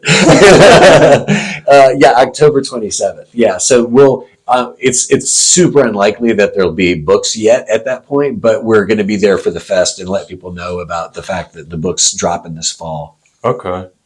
And real quick, when is your favorite time of day to create? The morning. Morning? Okay. Cool. Yeah. I think that said, yeah. Right now, I would say in my life, part of it, I think, is just that I have a more disciplined life with like a schedule. My wife is kind of an insomniac. So we've got we sort of established like a sleeping schedule, and it's like we need to like stick with that, like go to bed at the same time, be up at the same time, that kind of thing. Because it helps her sleep. If we just sort of do what we want, we're both really naturally kind of night owls, and it's like, that's not going to work because she's on like a real human person schedule, and I am too, because she is basically, I think if given my druthers, I would probably go to bed. I would stay up all night, but I don't want to do that because I hate that. I hate like not having the day. Yeah. But I have found myself I think like late at night is a great time to like mix music. Like yeah. I love like working on music like into the wee hours of the night. Oh, it's so great. But I don't do that anymore. And I think that the morning is a great time for writing, especially for the kind of writing like songwriting, poetry, stuff like that. There's a state when you wake up. This is like, there's something scientific. I'm saying something scientific here. I think it has to do with brain waves, right? Like theta waves and all this kind of stuff. And when you first wake up, essentially your capacity, obviously, to sit down and start writing or typing, like, okay, you're with it. You got your eyes open. You haven't had coffee yet, maybe, but you can like start doing this, right? But your mind is still so groggy that you're sort of like the editor in your head who gets in the way of all of your creative play. Is not on the job yet, right? He's lazy. He stayed up too late, and he's not with it together yet. So I think when you write first thing in the morning, I think it's easier to let yourself be a weirdo, basically, or let yourself write things that you wouldn't write otherwise. And it's a good time to generate your stuff, you know what I mean? And then later on this afternoon, you know, when you fully become the real jerk you actually are, then you can go back in there and tear up your writing and, you know, make it better, hopefully. But I think the morning's a great time for like creativity. I also like to just play music in the morning. That's so beautiful. Like I like to play my horn in the morning, which is too fucking loud, but I try. I've got a studio in the upstairs of my house. Like basically we have a finished attic in the upstairs, and it's basically like 2 bedrooms, right? So my studio room up there has that like the angled ceiling like that, which is actually really great for recording in because you don't have that normal like reflections of a square room. And it already had carpet in it and stuff. So which again is dampened. Like, that's great for like recording and stuff. So it's a really cool, fun space to be in. And it's also therefore not as loud as it would be, but there's really no way to play a saxophone quietly. It's just loud. There's different, like if you look on Amazon, there's like different tools and stuff people have tried to invent, but you can't, if you put a plug in the end of a saxophone, there's the keys on the sides and stuff still just leak tons of sound, right? They're just loud. Where like with a trumpet, you can put a mute in the end of it and really sort of get a much dampened sound, you know, and it sounds so cool that, you know, but with a sax, it's hard. There's some practice tools that you can get like on Amazon where it's almost like you put the horn in a bag and then your hands fit in the bag. And then you've got like the mouthpiece out here and you're like, and it's just inside of this bag to make it quieter, but it doesn't work very well. So I just hope the neighbors don't hate it. And I try not to do it too early, but they're really, for the same reason, it's really fun just to get up and just start free expressing yourself in sound, you know? Yeah. Cause again, you're not getting uptight about like what you're doing or if it's right or whatever. You're just hoping the coffee's ready soon and messing around. And I think a lot of times in those situations, you will find new things. It's tough. It's tough too, because the better you get at an instrument, the harder it is to like discover something in the instrument. You know, you just instinctively find yourself going back to those riffs that you play and those chords that you love. And it's hard to like give yourself even the capacity to think like, well, what if I did something just completely stupid and like, would that work?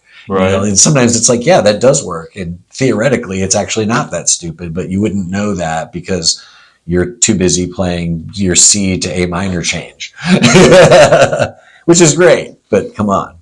Nice. What are your strengths and weaknesses as an artist? What are my strengths and weaknesses? I feel... for some reason, I'm fixating on the weaknesses. Why am I weak? No, I think with the weaknesses, I think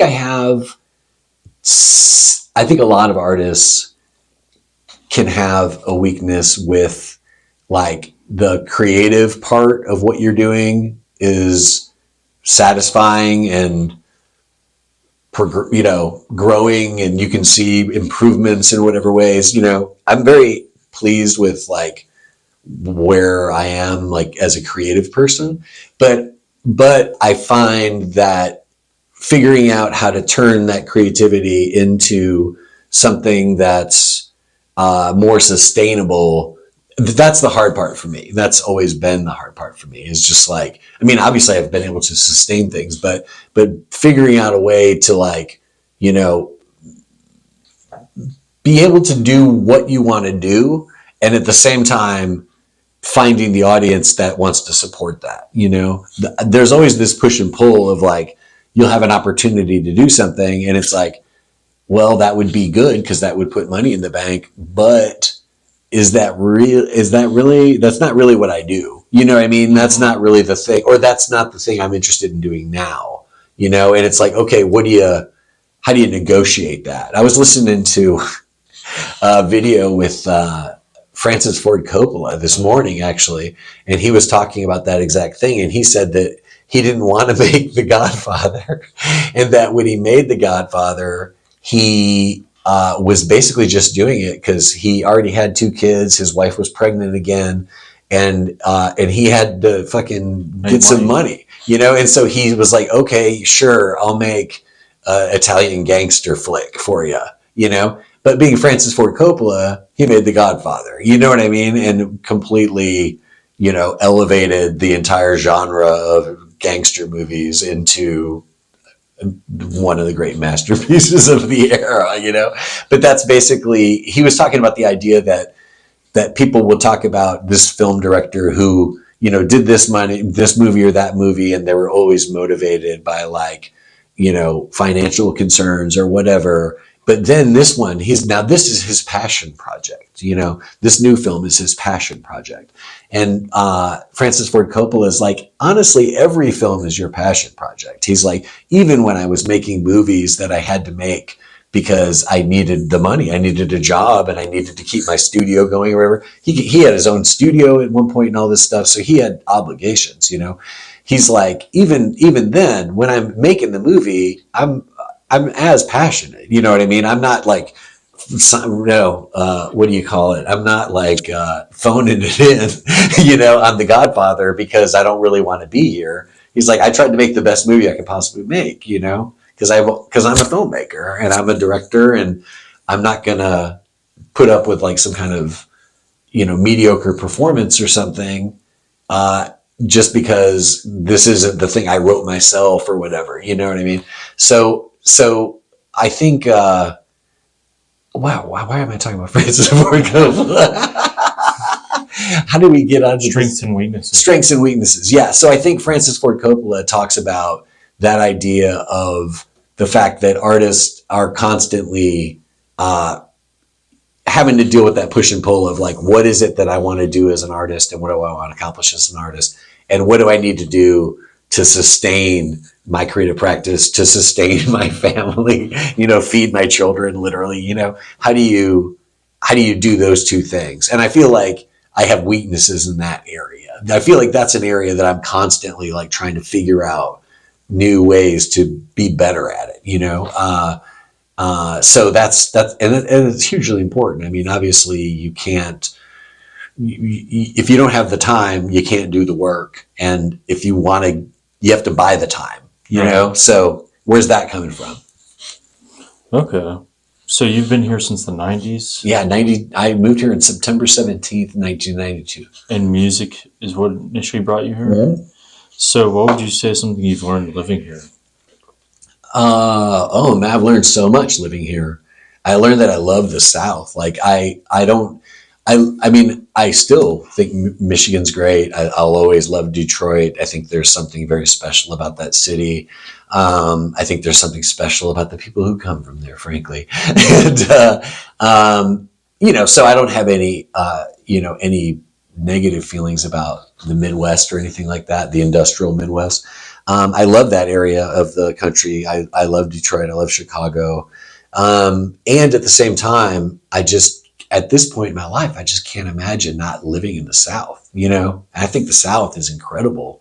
I think the South is incredible. So I think that's a lot of what I've learned about since I've been here has really just been about learning about what the South is about and why is it so unique? You know, I really feel like there's something really, really deep and rich about Southern culture that I really appreciate. So yeah, and it's beautiful. I love the South so much. And so I think that's a huge part of it is just like just understanding more about like what Southern culture is. You know, I would say that's the biggest thing I've learned. Okay. And I love Nashville. Nashville is fantastic. When I was in my 30s, I for whatever reason, I think it just has to do with the fact that at that time, a lot of friends of mine in Nashville had moved to different places. But for some reason, in my 30s, I ended up traveling a lot and going to. I had friends out in San Francisco that I visited a bunch of times. I had friends in St. Louis. I had friends in Chicago. I found myself a couple times a year leaving Nashville to go check out these places. And I would think to myself, well, you know, maybe I'm going to find out that I should be living in Chicago. You know, maybe I'm going to go visit my friends there and I'm going to realize that that's where I belong. And I would go visit and then I would come home. And every time I would come home, I would be so happy to be back in Nashville. And I would just told myself, I said, okay, I'm going to quit like playing these head games with myself about like whether I should still live here or not. Because I'd been here like a decade at that point. And I think I was just getting antsy of like, am I just going to stay here? You know, because in that first decade after college, I had friends who had lived in 3 different cities. You know, they had never really just stopped somewhere. And I thought, well, am I supposed to be doing that? You know, how is this supposed to work? Am I just going to stay here? And after, like I said, after a few trips out of town, I just said that whenever I come back here, if I don't have this feeling of like feeling so happy to be back in Nashville, then I'll think about leaving. But as long as I feel that way, I'm just going to stay here. Yeah. And here we are. I'm still here. Because I always just feel so happy when I get back to Nashville. That's how I feel. I don't really like, I like traveling, but I'm always like, thank God I get to go back home. Yeah, I love traveling. Traveling's fantastic. I love staying here. I know. But I like traveling too, but I'm like, thank God, like, I love where I live so much. Yeah. And it's actually funny because I've found like that's only gotten more for me as I've been here over, you know, during the pandemic, of course, we didn't travel as much to go see family and things during the holidays and stuff. And so, and my wife and I had just moved to our house in Old Hickory. So that's like become like our home, you know? So I feel like I'm like at this point now where I'm just like, have you ever had a tender Tennessee Christmas? Because it's amazing. Do you know that song? Mm-hmm. I think it's a Dolly Parton song, Tender Tennessee Christmas. Tender Tennessee Christmas. And I love country Christmas music. But I love Christmas in Tennessee. And it's funny because when I was younger, I would always go home for Christmas. And I always wanted to go home for Christmas because it was much more likely that we'd have like a white Christmas in Michigan, you know, and when we did, that was great and that was fun. But I got to tell you, there's something about just staying in Tennessee for the holidays. So it's like, I keep finding more reasons just to stay here and don't even leave at all. So I love it here. I really love it. I really, I think Tennessee's amazing. And the South in general. I love the whole South. I love the Gulf. God, the Gulf. Pray for the Gulf, by the way. That's crazy hurricane down there right now. But I love the Gulf and Florida, Georgia. All these places are amazing. Okay. What is some advice you would give to someone who's going to move here and do art? Like visual art? Everything under the umbrella. If they were a visual artist, I would say they should join. I was just talking about this the other day. I did a talk about the book during the Artville event at Coop Gallery, right? Coop, for those of you who might not know, is kind of a play on the word co-op because it's an artist cooperative, right? There's all these people, they're all members, they all pay into it. They've got their own gallery at the packing plant. They curate their own shows. You know, they do a lot of different kinds of programming there. And since they started, really, they've been one of the biggest, one of like the best, you know, organizations, artist-led organizations in the city in terms of like carrying the heavy weight of like keeping Nashville in a place where they're offering contemporary art and getting people engaged with it and stuff. All these artist groups, which is like the culture I'm writing about in the book, one of the things they've been able to do is find ways to make these sustainable spaces where they're able to curate shows that are sometimes almost impossible to make commercial, right? So if you're just waiting to see stuff at commercial galleries, you're stuck seeing certain kinds of art, you know, where if you have a culture like we do here in Nashville, where we do have all these scrappy little spaces where the artists are actually themselves doing the programming, and they're finding ways like having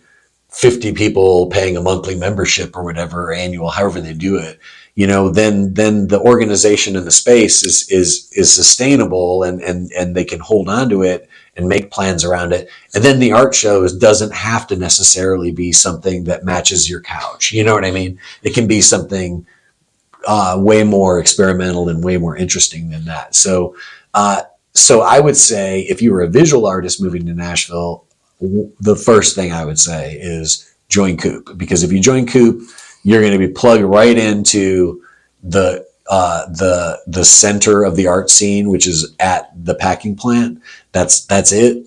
You're going to get to know all those other people at the packing plant. You're going to automatically have 50 new friends or whatever. Everybody who's a Coop gallery person, Coop, you know, cooperative person, you're going to have opportunities to show your work right away, because they always do like new member shows every year. So that would be the best way, quickest way for you to get like just plugged in.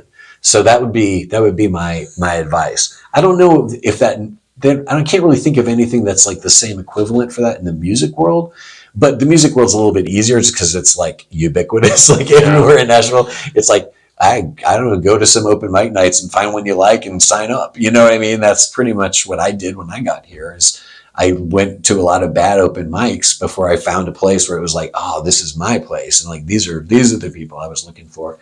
I was finally on a stage where everybody didn't have a giant hat. And I was like, okay, you guys know what I'm doing. You know what I mean? So I felt like that's the same kind of thing for the musicians. You just have to like get around and look at stuff. I mean, it's so weird now. There's so many venues and so many different places to play and all sorts of, and you know, concert series and all that stuff. I mean, half the stuff I'm not even aware of nowadays. It's even that way with galleries now. We're getting so many little interesting pockets of like groups that are doing stuff. And there was like in South Nashville, there's recently been kind of a movement of like artists doing like art parties at their houses and stuff, but it's all like really creative. And it's, you know, it's hard to keep up on all of it. Honestly, writing the book has been it's preoccupied me so much that I feel like I'm struggling to stay plugged into the scene as much as I usually feel like I am, you know, as somebody who writes every month about First Saturday. I feel like it keeps me really, really plugged into what's going on, but I feel like I'm looking forward to getting a little bit more plugged in again because I just haven't had the bandwidth essentially like I used to. Right.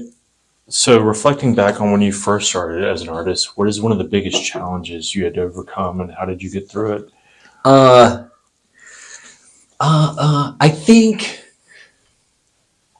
think what was one of the biggest challenges? I would say the first big challenge was before I came here. The first big challenge was trying to figure out if I was really going to do something like this. I didn't really have any sense of like about where I would fit into a music scene in Detroit at that time as a guy, folky singer-songwriter, essentially. And, you know, I played a few gigs around when I was in college and stuff in that sort of vein where I'd find like the crunchy granola, like coffee place, you know, that would have like, they would like book songwriters on Fridays or something like that. I would do that kind of stuff, which was fun. I remember this one place I used to go to, they would give me like coffee and water while I was playing. And then when I was done, they would give me like a loaf of bread and then like fresh bread that they would make and like whatever money they had gotten from the tip jars. It was really funny the way they would like sort of send you on your way with like a loaf of bread and stuff. But it was cool. It's just like the way different venues are like, well, you can have like, a meal, but you got to pay for your beer or whatever. So it was like that, where they were just sort of like trying to, reimburse the musicians, but it was cheaper for them just to literally give you a loaf of bread. But I ultimately was considering coming to Nashville or Los Angeles because I had friends who were sort of doing music art stuff in both those cities. And they were both telling me, come here.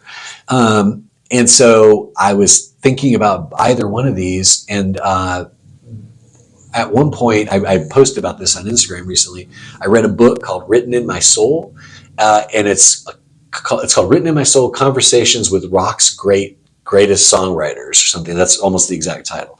And there's a conversation in there with Chris Christopherson, RIP, right? And Chris Christopherson was a Rhodes Scholar, right, who went to Oxford in England and studied William Blake's poetry, right, and romantic poetry in general. And he, in this interview, he paraphrases Blake.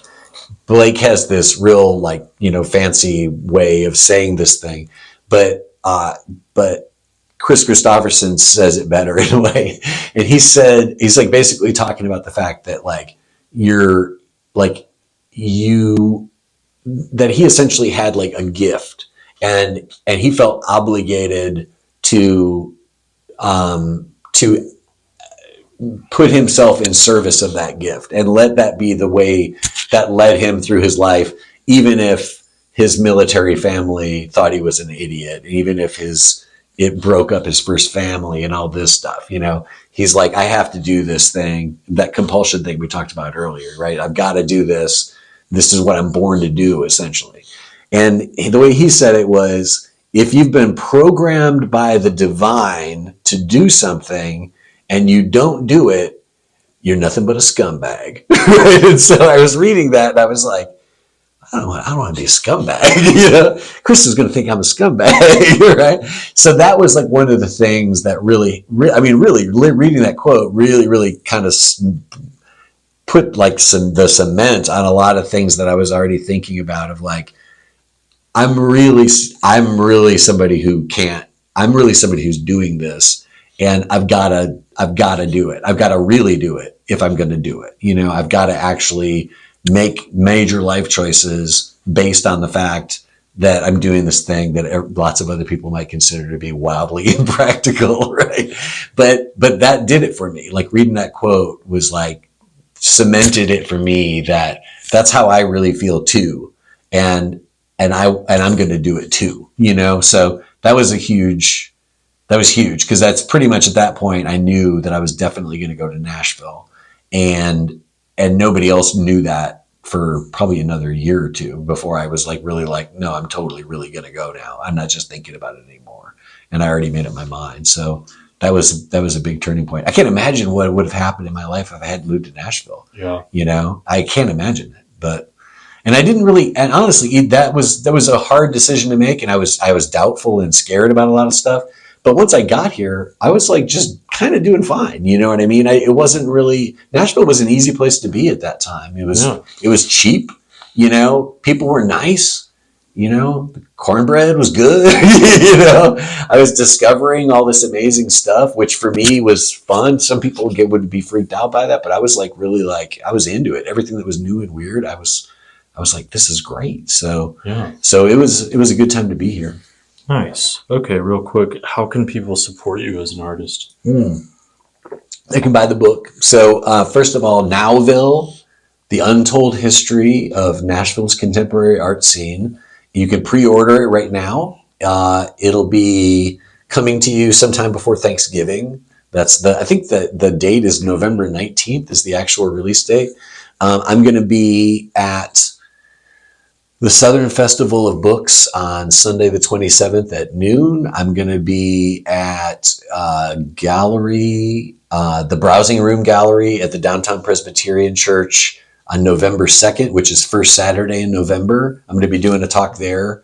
So right now the book is the big thing, and they can also follow me at Bandcamp. I try to promote Bandcamp. I don't know why more people don't just slavishly stay on Bandcamp, but Bandcamp is like one of those only places where, digital music seems to actually have a commitment to like trying to actually support the musicians. I love that platform. So people can follow me on Bandcamp, and then they can get all these new singles. I've got a bunch more singles I'm going to release off the Wicked, the album, before the album is available. Like, how we do that now, where we just keep releasing singles because it's the world. Because it's the world we live in. Yeah. So I live in that world too. And so it's like, okay, I'll just do that. So I've got a lot more singles coming. So, okay. So follow me at Bandcamp, and I'm on Instagram at Mighty Joe Nolan. And that's probably the best place just to sort of know about all the various stuff. Okay, cool. Is there anything you would like to add that I might not have asked you about? No, it's wonderful to be here. Thanks for having me. I really enjoyed it. Awesome. Well, I have one more question for you. Yes, sir. What is something absurd you love or do? Something absurd I love or do. Okay, well, here's something absurd that I love. And I wrote about this recently in the Nashville scene. I saw a movie that just came out last week. I saw it about a month ago. But there's a movie that just came out called A Different Man. So this is going to turn into a movie recommendation. To me, it's arguably the best movie I've seen all year, and it's full of absurdity. So check it out. Awesome. Awesome. Well, thank you, Joe. Yeah, thank you, man. It's been great. Awesome.